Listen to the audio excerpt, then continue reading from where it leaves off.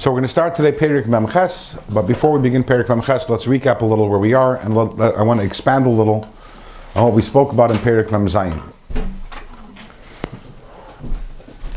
In the larger topic over here is Ahavat Hashem, and the subtopic over here that we're talking about is how to arrive at Ava to Hashem through utilizing Kamayim Hapanim Lapanim Kein Leva Adam La Adam. There's human nature that when someone expresses love to you, and someone is in an open and revealed way is kind to you and is loving to you, so automatically you reciprocate with love and kind. So the same thing is also when we consider Hashem's love for us. So Kamayim Hapanim Lapanim, like water reflects a face, like a mirror reflects an image, the same thing is our heart also becomes overflowing with love for Hashem. In which way do we see that Hashem loves us? So in Perek Mem Vav, the Alter Rebbe spoke at length about the idea that Hashem took us out of Mitzrayim, like a great and mighty king who goes and extracts a simple commoner out of the garbage dump, and elevates him and brings him into the royal palace and enters into this incredible relationship with him. So this is exactly what Hashem did to us. He came down into the garbage dump of the world, into Mitzrayim. He pulled us out, even though that we were filthy and we were on the lowest spiritual level possible. We were in Memtes Shari Tumah, but still Hashem took us out of Mitzrayim, and He brought us to Har Sinai and He gave us the Torah.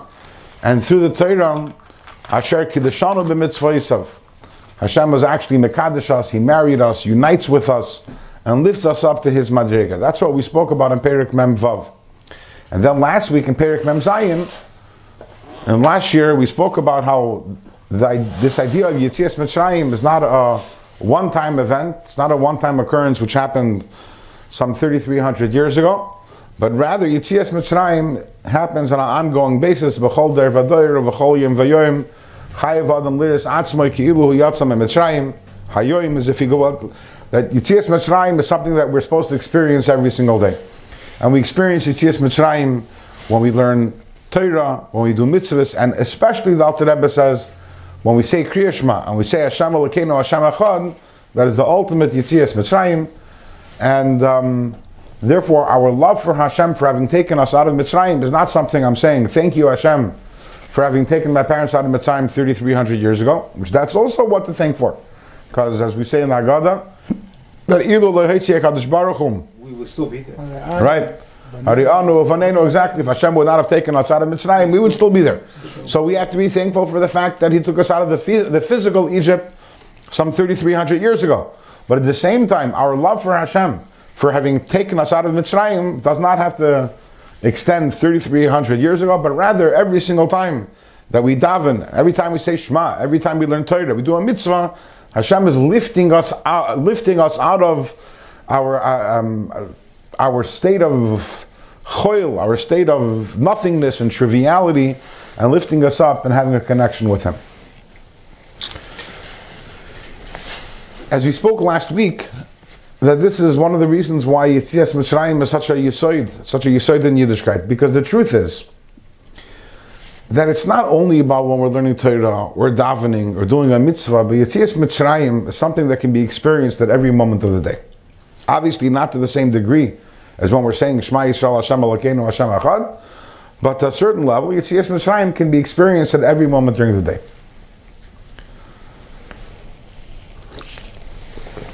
The foundation of Tanya, which we've discussed many times,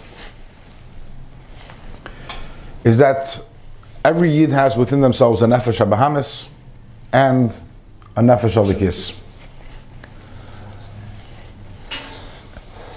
And the Alter Rebbe, and again, this is something that we've discussed on many occasions, although Tanya is a sefer for strugglers, and it's a sefer that tells us how to deal with our struggles, but the biggest chiddush of Tanya, perhaps, who am I to say what's the biggest chiddush, what's the smallest chiddush, but one of the biggest chiddushim of Tanya is not that the Alter Rebbe tells us how to be victorious in our struggles, how to overcome our struggles. But one of the biggest chidushim in Tanya is the very definition of what the struggle is. What is the struggle in life? Most of us tend to view our struggle in life, and this is the way people viewed it commonly before Tanya, and people who don't get Tanya still view it that way. What is the ultimate struggle in life is, will I do the right thing or will I do the wrong thing? Will I do the mitzvah or will I go to sleep? Will I do the aveira or will I abstain? That's where in life there's constantly or very frequent there are crossroads. I can do the right thing or not. I can do the wrong thing or not. And here's where the battle and the struggle comes into play. Yetzer Tov, Yetzer Hara, what will I do? It boils down, so the struggle boils down to what will I do? And the Alter Rebbe redefines the struggle, and the Alter Rebbe says for a Yid, the real struggle in life is much deeper than that. It's not what you will do, but who you will be. Who are you? Are you a Nefesh Alikis? Or are you a Nefesh Bahamis? Because at any moment in the day, we are channeling either our Nefesh Alikis, and we're acting upon our Nefesh Alikis. I don't mean acting upon. Our thoughts, speech, and action, everything is flowing from our Nefesh Alikis, or we're channeling the Nefesh Bahamis. Because in life we have two directions. We can live a life of a Nefesh Bahamis. What is the Nefesh Bahamis? The Nefesh Bahamis is not bad. As discussed many times. The Nefesh Bahamis is self-centered. The Nefesh Bahamis means that everything is about me. Everything I experience is about me. Everything I do is about me. And the Nefesh Bahamis is capable of doing a lot of amazing things. Because Nefesh Bahamis is not only about eating and sleeping and drinking or even about doing Averis. But the Nefesh Bahamis also, it wants to help people because that's what makes it feel good. It makes it feel more complete. It wants to have knowledge, wants to have meaning, it wants to have purpose. The Nefesh Bahamis is capable of a lot of wonderful things. All you need to know is that Goyim only have a Nefesh Bahamis. And how many wonderful Goyim do we all know? Every single one of us knows many wonderful Goyim, and they only have a Nefesh Bahamis. So Nefesh Bahamis doesn't mean bad. It just means that I am the focus of my life. I wake up in the morning, and what am I thinking about? What am I dreaming about? I'm thinking about myself. I want to eat, I want to work, I want to study, iPhone, I want to have a relationship. Right? iPhones, iPads, right? I think I mentioned. And then for some reason you have YouTube. I never figured that one out. But you too, iPhone, iPad. I think I mentioned once that I looked in the dictionary, and the amount of words that begin with self. Self-esteem and self-image and self-content, what? Self-respect. I think I counted 256 words that begin with self. That you are supposed to believe the world exists for you. And the reason why is because we are self-absorbed. So because we are self-absorbed, everything revolves around self. So it's no wonder that there are all these words that begin with self, because we associate everything with self. That's the natural state of the human being, and that's the natural state of the Nefesh Bahamis. And that's one way of living. And then there's another way of living. Another way of living, another way of being, is that life is not about you. But life is about something higher. Life is about meaning, and it's about purpose. It's about Hashem. It's about Ani Nevresi L'Sham Mishes Koini. It's waking up in the morning and saying, Hashem, today, Ana Hashem ki ani avdacha. What does Ana Hashem ki ani avdacha mean? What does Ana mean? Please. Ana doesn't mean please. Answer. No. Ana with an aleph means please. Aleph nun aleph, like Ana Hashem Ishiana. But Ana Hashem ki ani avdacha is aleph nun hey. Ana. Ana means where. Ana, I see. Ana telech, yeah. Ana. So Ana Hashem, you say Hashem, where? Where do you want me to go today? What do you want me to do today? Ki ani avdacha, I'm your servant. I'm at your disposal. Mm-hmm. So just tell me where to go, and I'm there. Hineni. That's a Nefesh Alikis approach. Life is not about me. And Tanya says that's what the ultimate struggle is. And for example, if I'm going to take a sip right now of this cup of tea, is that a good thing or a bad thing? It's neither, right? If I sip from the cup of tea, is that going to be a Nefesh Alikis act or a Nefesh Bahamis act? Sorry? Nefesh Bahamis? No. It depends. Using it for the service of It God. depends. You can't serve God if you don't have a good It flow. depends why I'm drinking it. Yeah. Depends why. He wants to be healthy. So the struggle, in the normal paradigm, we say the struggle between good and evil. So drinking a cup of tea is neither good nor evil. So that's not part of the struggle. But if the struggle in life is between nefesh elokis and nefesh bahamis, then every time I sip the cup of tea, there's a struggle going on. Am I drinking it for myself, or am I drinking it for the Eibishter? A nefesh elokis life demands that we're constantly living higher than ourselves. Nefesh bahamis means life is about me. Nefesh bahamis means that nefesh bahamis means everything is about me, and I can be a wonderful person. I can do a lot of wonderful things, but ultimately it all boils down to self-centeredness. Whereas nefesh elokis is about that everything I do is about the Eibishter. The Eibishter is my center of attention. That's what the nefesh elokis wants. Nefesh elokis doesn't have an ego, doesn't have an agenda. All it wants is to serve the Eibishter and to be subsumed in Hashem's oneness.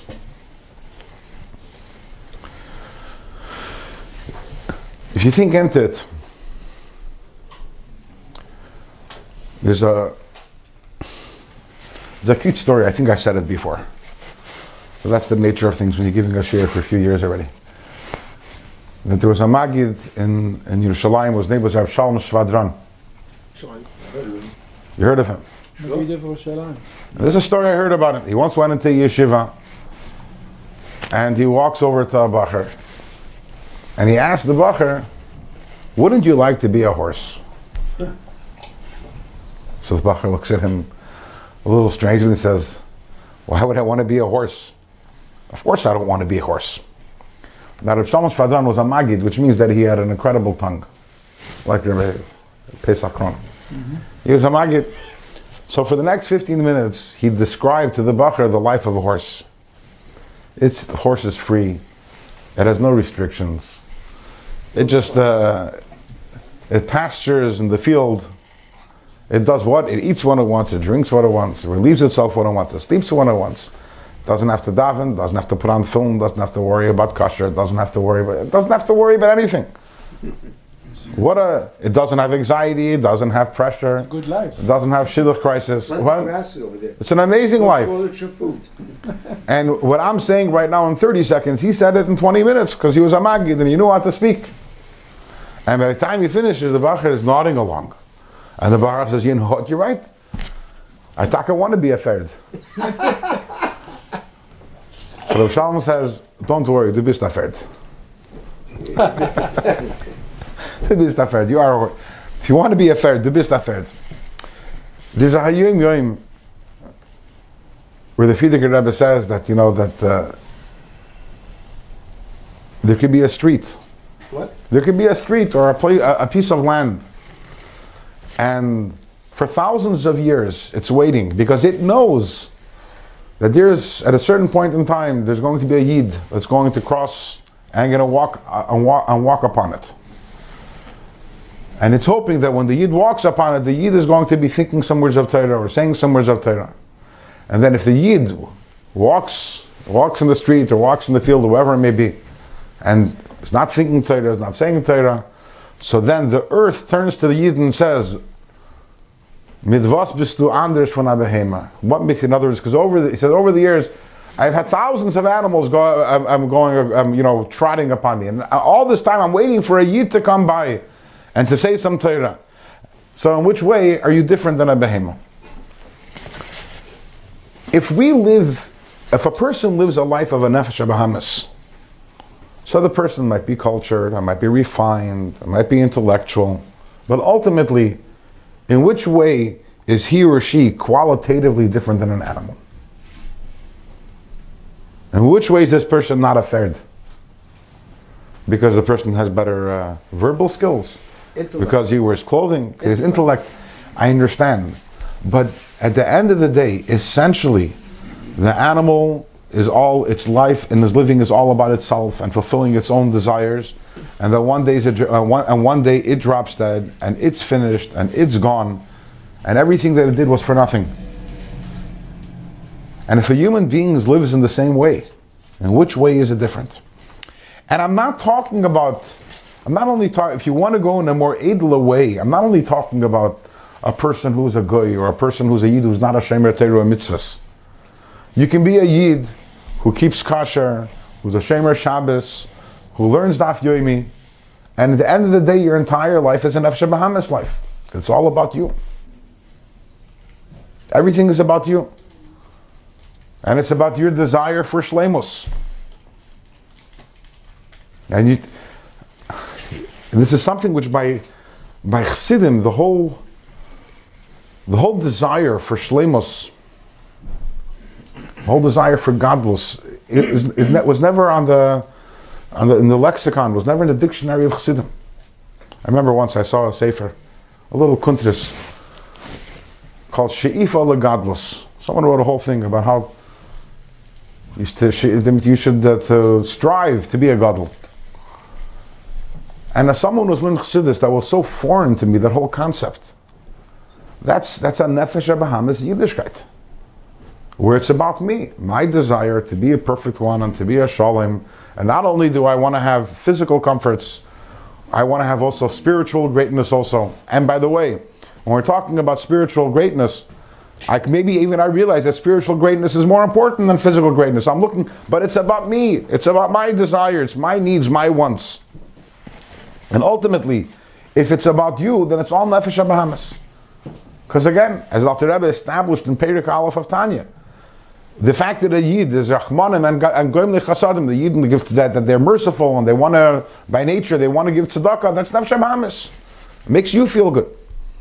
And a Yid, what is the ultimate goal of a Yid, of a Chassid, the way the Alter Rebbe describes it, is to live a nefesh elikis life. And what's a nefesh elikis life? Is that you're living higher. You're living higher. If you want to turn for a second, the Alter Rebbe puts it in very sharp words. If you turn to page 226, it's a letter that Alter Rebbe writes in the Geras HaKodesh Siman Tes. 1 second.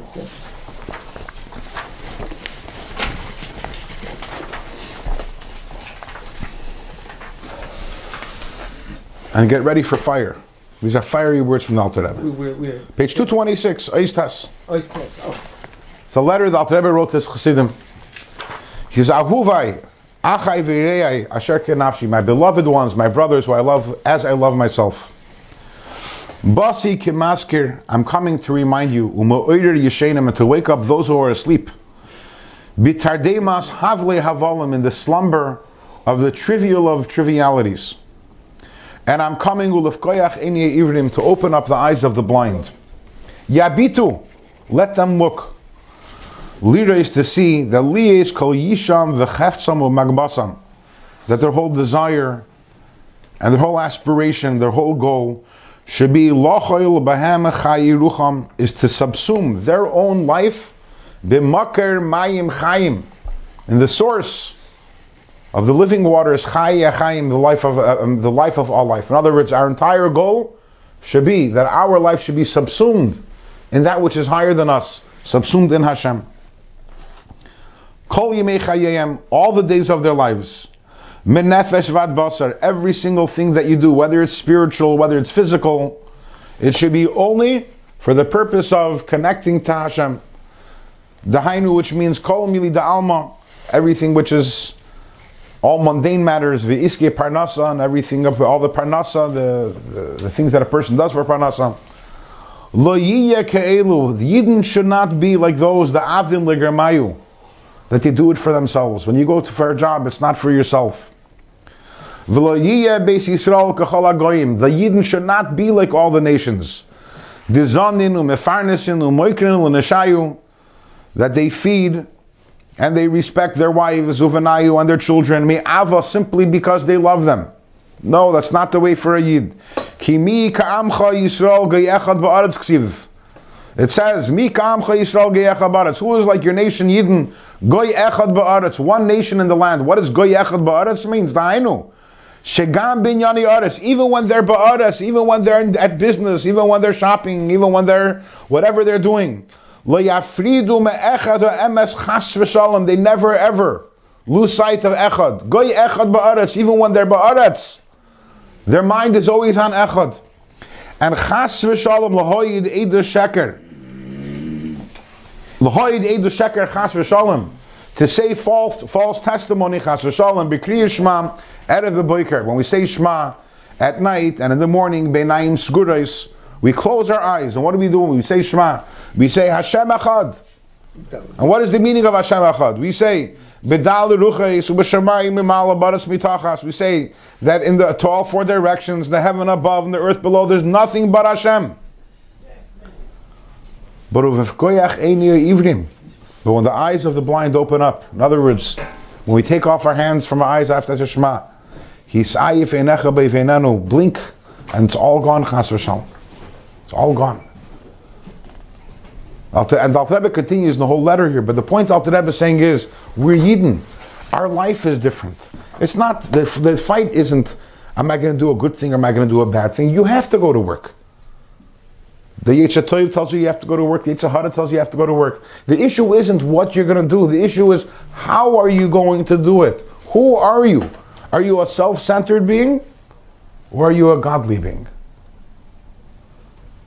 We know that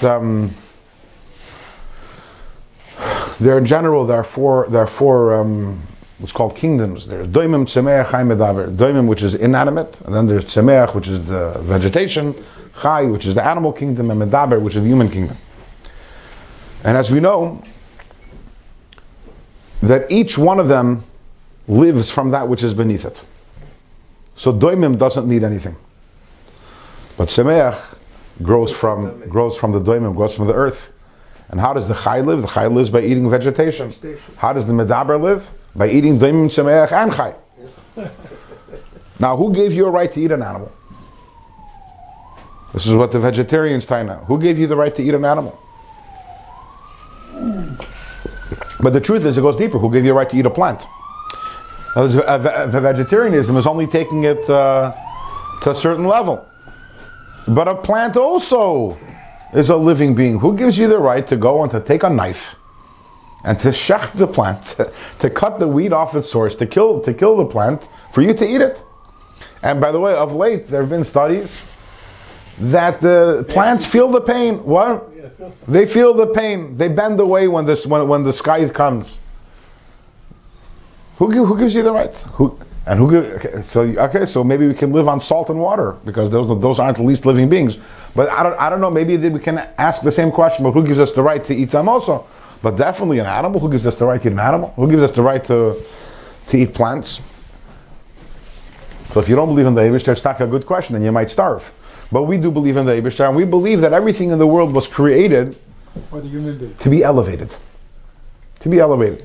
So Doivim, Tzemeach, Chai, Medaber, each one has a certain level of elevation, of kedusha in it, of chayis in it, God, the divine energy in it. Each one higher than the other, and it is this chus, the privilege of each one to be subsumed in that which is higher. So when a person goes and you eat an animal, and then what's happening is that you're taking the animal is not being elevated to human status. It's actually a favor for the animal. We don't say that everything that Hashem created in this world is for us. Kol ma shebara Kadosh Baruch Hu. In a charami. So one way of looking at it is saying, okay, the animal was created for me, and so therefore even if it doesn't like it. But the truth is, I'm telling you something deeper.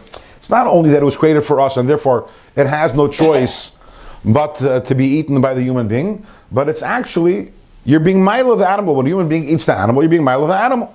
And if the animal will eat the plant, so everything is being nesala.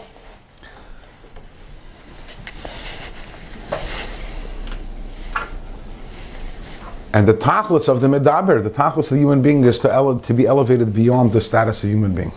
Just like the tachlis of the animal is to be elevated to the status of a human being, we could stay status quo, nefesh habahamis, be self-centered, or we can lift ourselves up higher and become godly by living a life of the nefesh elikis.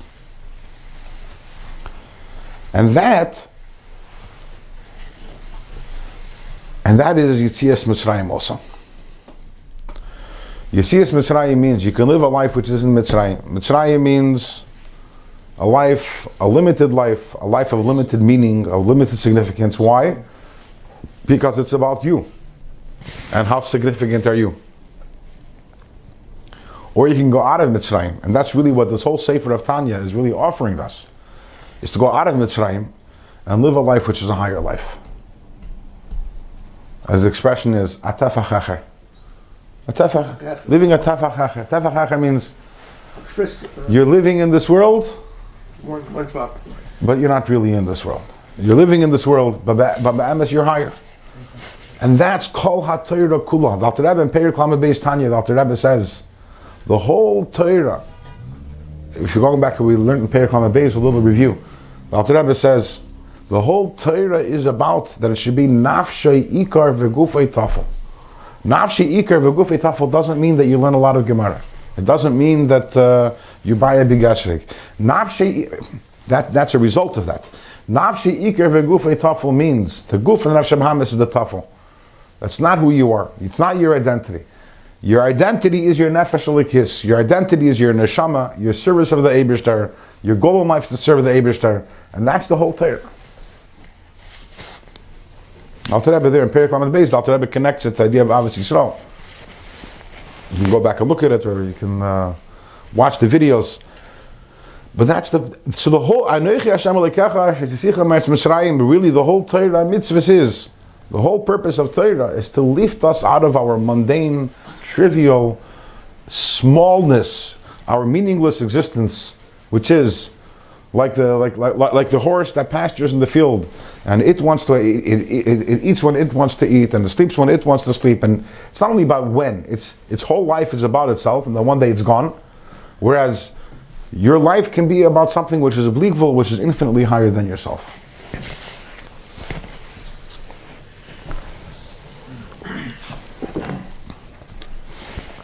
So, 2 weeks ago, you asked a question. Was the question answered? Me?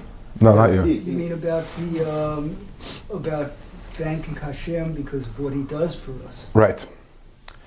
The Alter Rebbe is actually trying to move us away from there. Of course, that's a very basic level of Avodas Hashem. Is I love Hashem because He gives me what I have. But at that point, in other words, from that perspective, what is significant in your life is what you have.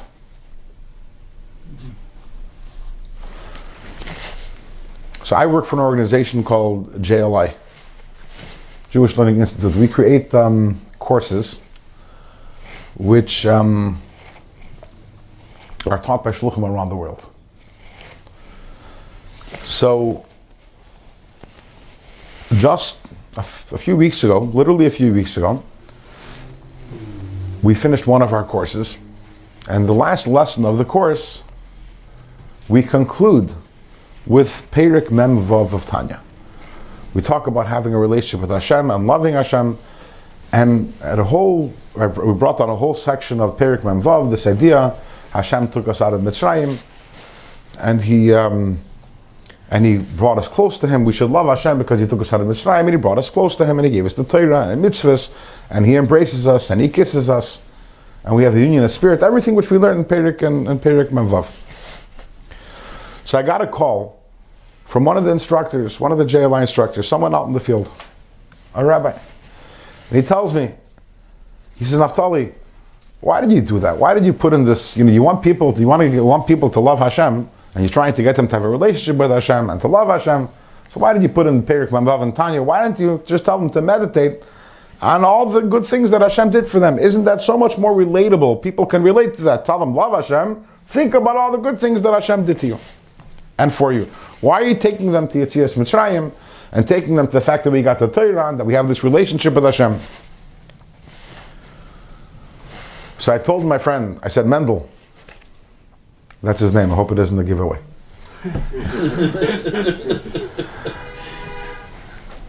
I said, Mendel, you're shortchanging yourself and you're shortchanging Chabad. Chabad didn't come to teach a person to be thankful to Hashem for giving them their Mercedes. Chabad is here to tell you to be thankful to Hashem for pulling you out of your Mercedes. You don't need Chabad to thank Hashem that I have a Mercedes. You need Chabad to thank Hashem and say, my life was so insignificant because what was important to me was a Mercedes. And Hasidus Chabad tells you, thank you, and thank you Hashem for giving me an existence and a life which is beyond this silly Mercedes. And what is that existence? What we're describing here in Tanya, a relationship with Hashem, the life of the Nefesh Elikis, Torah, a mitzvah, saying Shema Yisrael Hashem Elokeinu Hashem Echad. So of course, yeah, you have a very basic minimum level of Avas Hashem, which comes from appreciating what Hashem gave you. And I'm not negating that. But that's a very elementary, that's an entry level Ava. Just like the Rambam writes, that you serve Hashem first on this level, then when you get older, more mature, you serve Hashem on a higher level, and you appreciate even a higher level. Because first you want this, and then you want that, then you want the other, and then you serve the Eibishter because you just need to serve the Eibishter, because it's the emes. That's what the Rambam says. So, definitely for a child, when I say a child, I mean either a child in years or a child spiritually, undeveloped spiritually, you tell Hashem, very good. Thank you for what you do for me. And by the way, all the brachas are thank you Hashem for what you do for me. I'm not negating that. But at the same time, the ultimate Avat Hashem and the ultimate Avodas Hashem, as described here in Tanya, the Sefer, which is, its goal is to lift you to have a life of the Nefesh Elikis. Now, the Rebbe is not going to start saying, that you should love Hashem because you have bread. That's what the horse also has bread. We're thankful to Hashem for something so much greater and higher. We're thankful to Hashem for taking us out of Mitzrayim. What does Mitzrayim mean? Mitzrayim means the tiny little box within which we live. If we live a Nefesh Bahamis life. And this relates to what we spoke about. I said also about Yiras HaOynesh. When the Rebbe talks about Yiras Hashem, not once in Tanya does he talk about Yiras HaOynesh. That Yiras Hashem means that you're scared of Gehenna. Now, does that mean that Yiras HaOynesh is a bad thing? It's not a bad thing, Yiras HaOynesh. And if you know there's going to be a Oynesh, you'll probably be scared. If you know there's going to be a punishment, you'll be scared. And the fact is that Rambam puts Schar V'Oynesh as one of the 13 Ikrim in Torah, which tells us it's actually very important. But at the same time, if you're serving the Eibishter because of Yiras HaOynesh, that's a Nefesh Bahamis. You have not yet graduated to Nefesh Elikis life. Because if your goal in life, I'm doing everything for myself, because I don't want to get punished, or the same is true and the reverse, because I want to get reward. So ultimately it's about me. If it's about me, it's the Nefesh Bahamis. And Dr. Rebbe is not talking about the Nefesh Bahamis in Tanya, because the whole goal of Tanya is to move you past that, to take you out of that Mitzrayim. So again, I don't think Dr. Rebbe is negating that I'm using the things that we have as an avenue to love for Hashem, but at the same time Dr. Rebbe is trying to pull us higher, to bring us higher, and to bring us to a higher level of Avas Hashem by, this Tuesday was the yard site of the Alter Rebbe. I heard there's a beautiful Fabrengen over here. And the Tzemach Tzedek writes, in Derech Mitzvisecha, that the Alter Rebbe, the Tzemach Tzedek writes, and the Rebbe brings it on Hayim Yom, that, let's see if I can find it. Okay. He says that when the Alter Rebbe would enter a Dveikus, would enter a state of Dveikus, we would hear him say, in other words, the mashmos is not that it happened once, but that was a frequent occurrence, that when the Alter Rebbe, the Baal Tanya, would enter in the Dveikus, he would say, Ich will ze gar nicht. I don't want anything. Ich will nicht ein Gan Eden Elyon. Ich will nicht ein Gan Eden Tachten. I don't want your Gan Eden Elyon. And I don't want your Gan Eden Tachten. Ich will mir nicht wie dich allein. All I want is you. All I want is the Eibishter. That's Gan Eden. No, there's a big difference. Gan Eden Elyon, you're looking for the pleasure. You're looking for the pleasure. Gan Eden, you're building your palaces. And he says, none of that means anything to me. Just connection to you. It's all that's a Nefesh Elikis. It's all about you. All I want is to be connected to you. It's all. It's not about me, and my resume and my agenda and my accomplishments and my achievements and my rewards. It's completely moving beyond that. Completely moving beyond that. And the Rebbe says that if the Tzemach Tzedek tells us this, Tzemach Tzedek was the grandson of the Alter Rebbe. If he tells us this, that means that A little of this we can do also, because otherwise, Stam to make us, tell us something to make us jealous, Stam to tell us something which has no shaykhis to us, there's no reason for it. So that we also have a little of a shaykhis. A little of a shaykhis idea of moving higher beyond, and Pasha, Anna Hashem Keni Avdecha, and that's the ultimate Yitzias Mitzrayim. The ultimate, that's that paradoxically, the ultimate contentment and fulfillment and happiness comes when you stop with the self-centeredness, when it's not about you, when you become a servant of the Eibishter. Why is it paradoxical? Because it's a catch-22. Mamash a catch-22. Because if you're doing it because you want to be content and happy and fulfilled, It's about you. then it's about you. So, Anyway.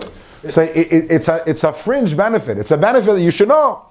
That the MS is that the way to get rid of all the worries and the atzvos and the depression and your negative self-image, because the nefesh case doesn't have a negative self-image. The only way you can have a negative self-image and think lowly of yourself is if you think of yourself. But if you don't think of yourself, then there's no self-image issue. My only question is right now, what does the Eibishter want me to do? When you live a life of purpose, and it's not about you, even in this world, we know that people are happiest when they're doing something for someone else. When you're doing something and it's not about you, when you can leave yourself, it's the ultimate state of happiness and fulfillment. Alachas kama v'kama, a person who can live their entire life in a higher level. But again, it's a benefit that has to come derech hagav, because if you're looking for that benefit, then you miss the whole point, and you're not going to get those benefits. Because if you're looking for yourself, then you're not really going out of yourself. Going out of yourself means mamish l'shem shemayim, going out of yourself with Kabbalah. So it's getting late. We didn't start Perek Memches yet. Okay. After 20 minutes. We didn't start learning. We're going to Oh, this is not done? This is not Akdama. This is concluding Perek Mem Zayin. Yeah, we didn't start.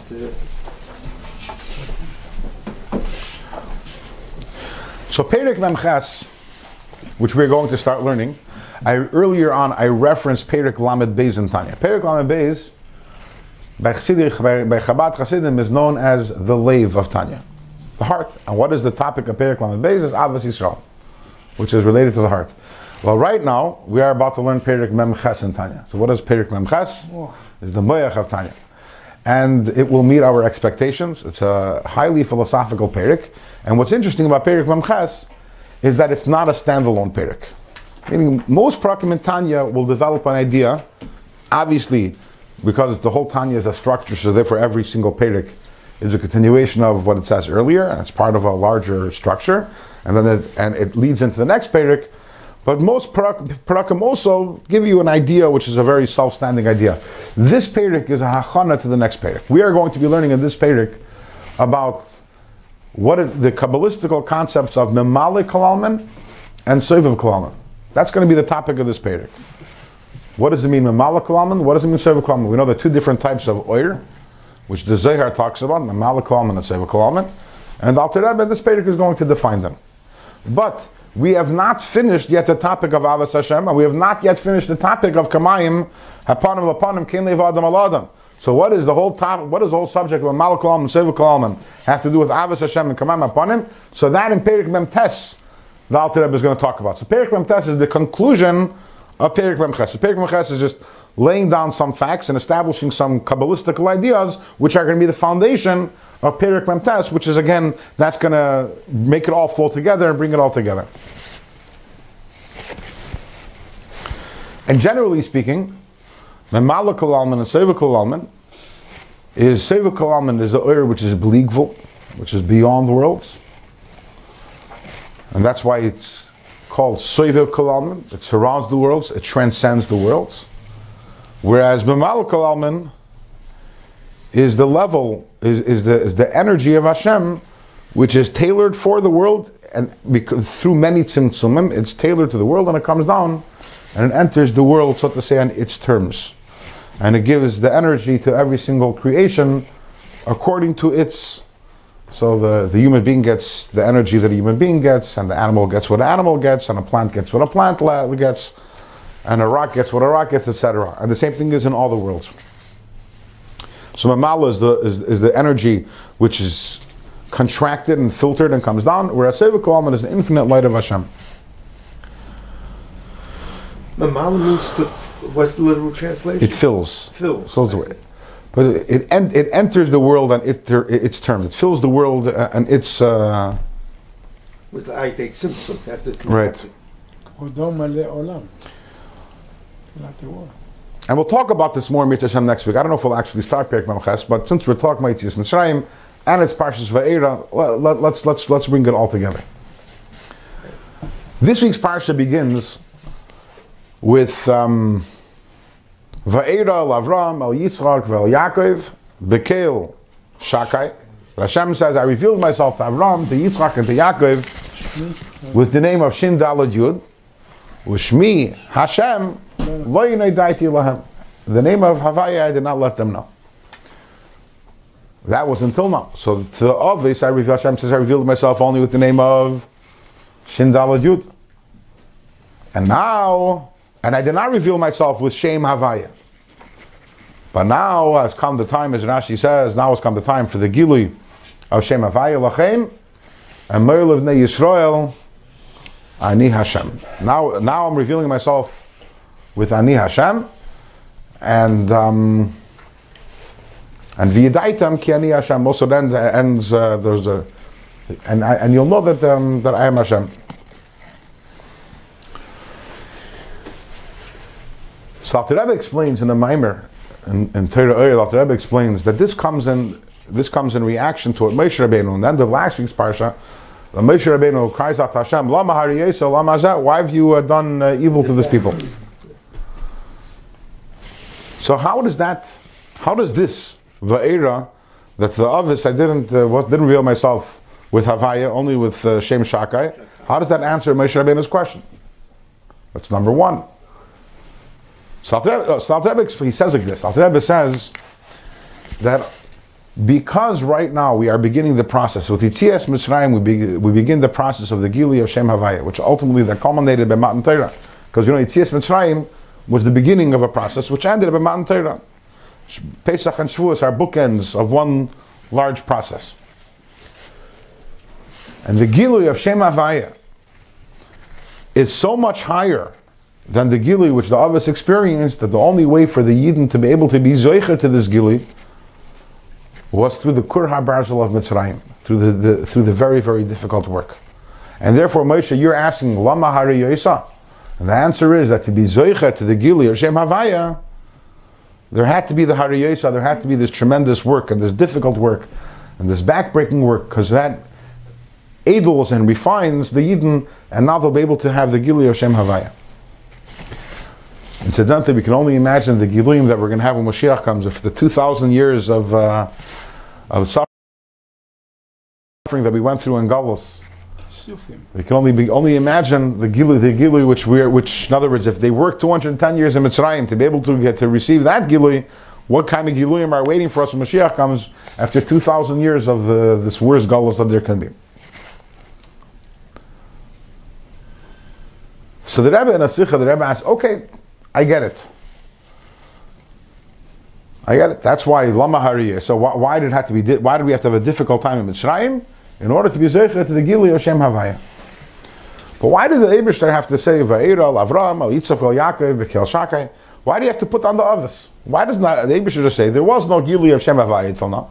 Right now there's going to be a Gilui of Shem Havaya, and therefore there had to be the difficult Golus in order to be Zeicher to the Gilui of Shem Havaya. Why is it necessary to mention the Avos over here? It's time to put them down. They weren't Zeicher, say. Right now there's something new that's going to enter the world. We're going to receive the Gilui Shem Havaya, which is in Torah, Tzias Mitzrayim and Torah, and therefore you have to have the Lama Hariyesa.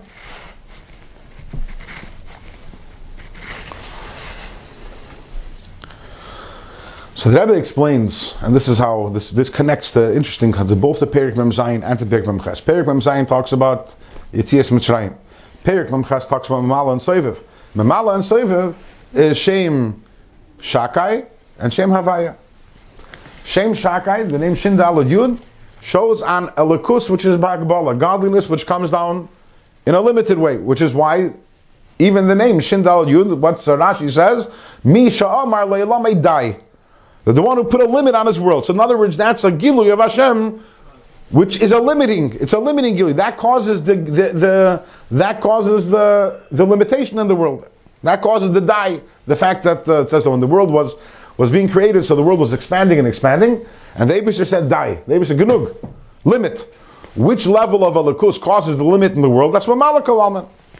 And then the Gili of Shem Havaya, Havaya is the Shem Ha'etzem, that's the essential name of Hashem. And Havaya also stands for Hoya, Hoy Veviyah. The Yud Kei Vav Kei is Hoya, stands for Hoya, Hoy Veviyah Ke'achad. In other words, above and beyond limitation, beyond the limitation of, even the limitation of time, transcends time and all other limitations.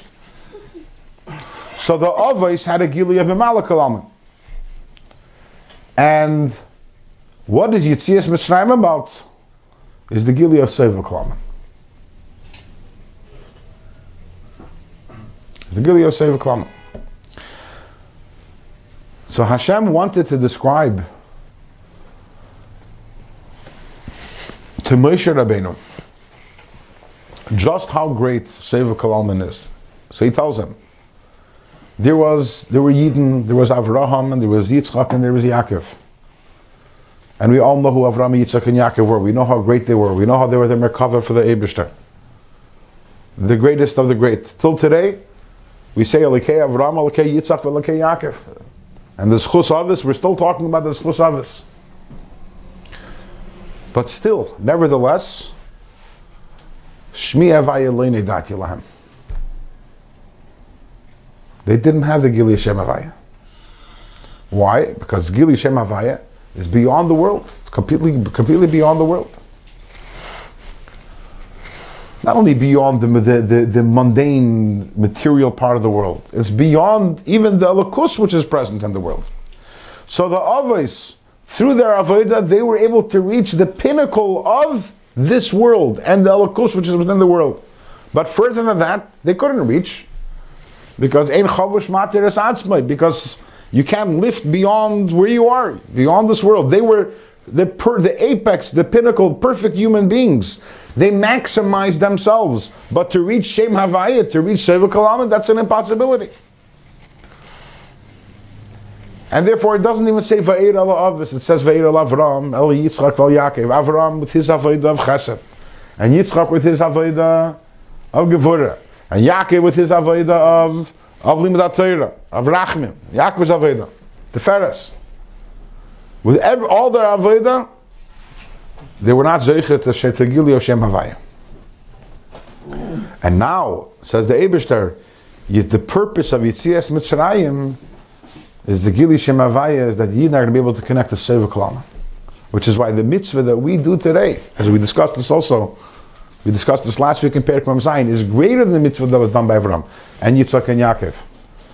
Because we have the Atav, the Chatanim, Mikol Amim, V'rei Mamtanu Mikol Al Shenes, V'kidashtanu Mitzvisecha, that happened by Matan Torah. The Atav, the Chatanim happened by Matan Torah. And that is the Gili Shem Havaya. So to take further this idea of Yitzias Mitzrayim, which we mentioned in the last Perek, and to connect it to what we're talking about in Perek Mem Ches, which is the idea of a Malakal Alman and Seva Alman.